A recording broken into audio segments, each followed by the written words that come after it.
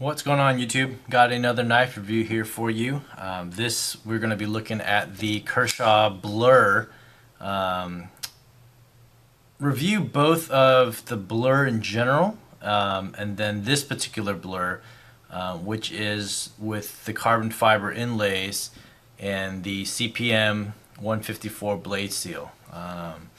This is one that a lot of guys who are into custom knives, most recently, have gotten this knife and have raved about it as a user, and just a very capable knife. And for the most part, I'd have to agree. But I'll just be completely honest. The Blur is not. It's just not a knife for me. But I'll try to speak objectively about this knife, and I think overall I have a favorable impression of the Blur, but again, it's just not necessarily one for me. Really quick size comparison. I only brought out this Microtech Select Fire mainly just because of the carbon fiber inlays that this knife features. So if you guys know anything about the Blur, and most likely you guys do because it's such a popular knife, that Kershaw puts out, it's been one that's, I don't even know how many years it's been in the Kershaw line, but there's been so many different variations, whether it be the way they anodize the aluminum. I think for the most part they have always had the Track Tech inlays, or maybe no inlays at all. So I could be wrong there, so don't quote me on that. You got the standard steel pocket clip, the Parkerized clip, for tip up or tip down, for right side carry only. You've either got this recurve blade on it, or you have a serrated, partially serrated blade on it, or they also have a Tanto Blur, a Blur Tanto version for the knife as well. So you have those three variations, and then they've played with all different kinds of steels as well. One that's been consistent is either the Sandvik steel. I think it's the the 14C28N Sandvik steel, which I read was exclusive to Kershaw. So they're the only ones that use that type of Sandvik steel. And then there is another run, not even a run, it's been a pretty consistent model in terms of their offerings, an S30V. So that one's always for sale. And then this Sprint run is, again, CPM 154. But I think I've seen D2 for their blades and whatnot. So again, this one is featuring the carbon fiber inlays. The first thing I would say is these inlays are crazy. Like, when you think of even like machining, and I know carbon fiber is extremely durable, so it's, sometimes it might chip a little bit, but it kind of reminiscent actually of the John Groomsmo inlays that he does. But on this side too, underneath, there's this track of aluminum that goes all the way around under this curve of the pocket clip. So you have two more inlays. I'm sorry, actually it's one single inlay that goes all the way around under this pocket clip and comes up over here. So a lot of intricate, albeit kind of unique cuts for these inlays, whether it be the Track Tech or whether it be carbon fiber or whatever they choose to insert in here. I think those are the only two that I've seen in terms of inlays. Very intricate for a mid-level to base kind of knife. I think on Blade HQ the knife, the most basic one, goes as low as like $60, maybe even lower, about 60. No, I think about $63 is what I'm seeing. So this is actually also what I think the most expensive offering for the Blur, which at the time when they were selling was about $100. So I got this one for a very, very good price. Yeah. So, one thing that I'll also say before I forget is Kershaw's customer service is awesome. So when I got this knife from the dude, he lost the pocket clip and he lost the speed safe, and didn't have the box. So I contacted Kershaw and kind of told him my predicament. I have this knife coming in, but I don't have a pocket clip.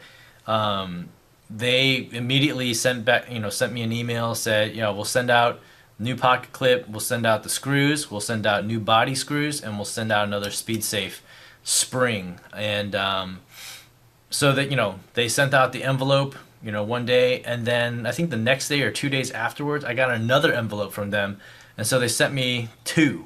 So Kershaw is awesome, and I've heard about their customer service being great. They really take care of their own. So definitely, if you are not inclined to taking apart your knives or cleaning it out yourself or sharpening, Kershaw will take care of you. You just send in your knife and pay for the shipping, and they'll send it back. They'll sharpen it for free, and they will send it back to you for free. So you don't have to pay for return shipping or anything. So Kershaw, yeah, their customer service is great. So anyway, blade shape, you got this pretty gentle recurve. This will sharpen up just fine on a Wicked Edge, no problem there, or a Spyderco Sharp Maker. Really any sharpening system that you have, this is not a very steep recurve, so that's not a problem. Pocket clip, I would say, is my least favorite part of this knife. I don't know, I would much prefer something, simpler, like on the paramilitary. Not that I'm a huge fan of the hourglass clip from Spyderco, but yeah, something shorter, something, I don't know. So I would definitely prefer a different pocket clip on the Blur. Functional jimping on the top, albeit very short. You only get like 4 or 5 jimps on there, but it works well. It actually locks your thumb in, but it doesn't go very high.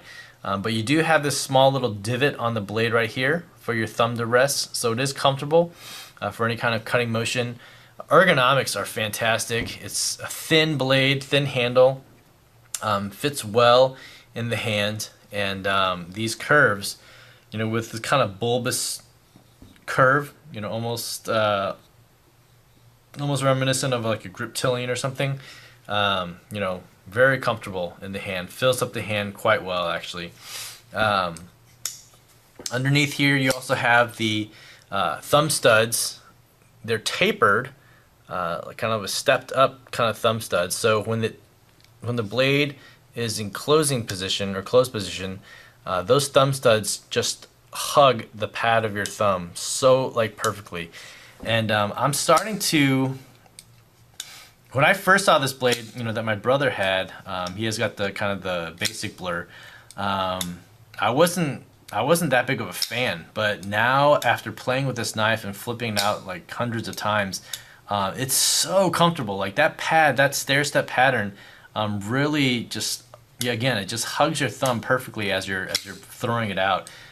Keep in mind this one is de-assisted. The speed safe is not in there at all, and it just fires out perfectly. The detent is not the best. It does suck it in, but it's a very soft detent. But it's so smooth that you don't really need that hard detent in order to flick this knife out. So all in all, a very smooth knife, no blade play whatsoever, up and down, side to side. There's nothing. So very nice there. Small lanyard loop that you wouldn't be able to get any kind of 550 cord in. Maybe like a string or a thread. Yeah, so very small lanyard loop. Flow through design on this one. You can see inside, hopefully if the light shines through, there are steel, kind of like steel inserts right there, right in there. And it does not flow all the way through though. So these scales are black anodized aluminum.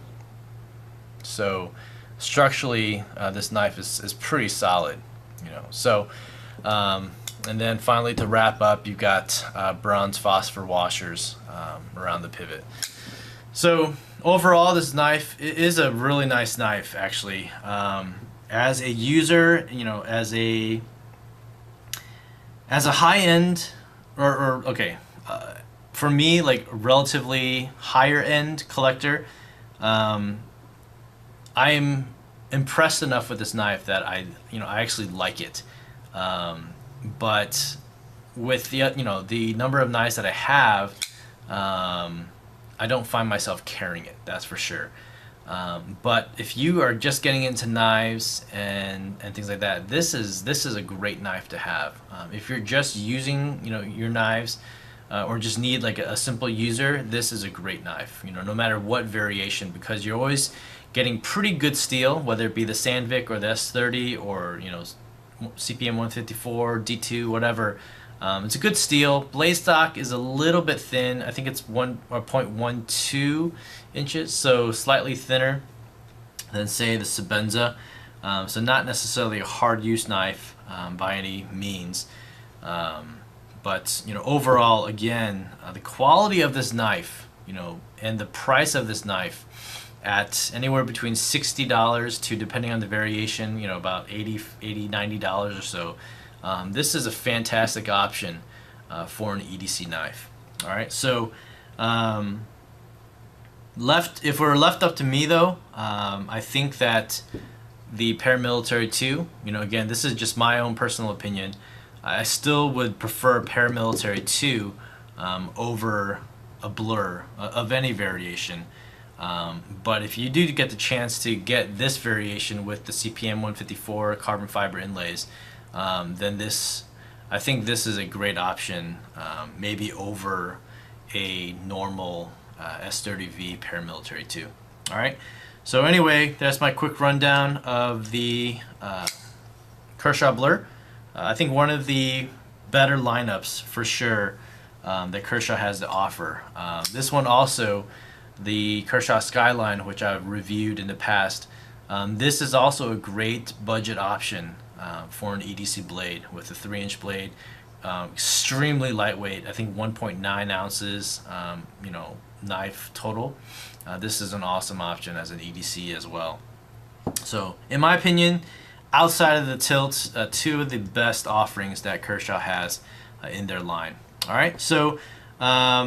Oh, and one thing as well, I didn't mention this. The TrackTech, that grip tape insert for the normal blurs, I really don't like it. I had an old blur before of my own with the TrackTech, and it ripped up my pockets. It was really uncomfortable in hand because it's very rubbery.